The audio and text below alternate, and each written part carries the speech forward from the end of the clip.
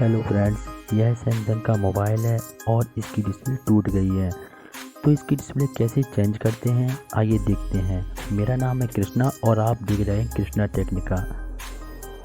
यदि फ्रेंड्स आपने हमारे चैनल को अभी तक सब्सक्राइब नहीं किया है तो सब्सक्राइब कर लें, क्योंकि इसी तरह की वीडियो हम डेली लाते रहते हैं।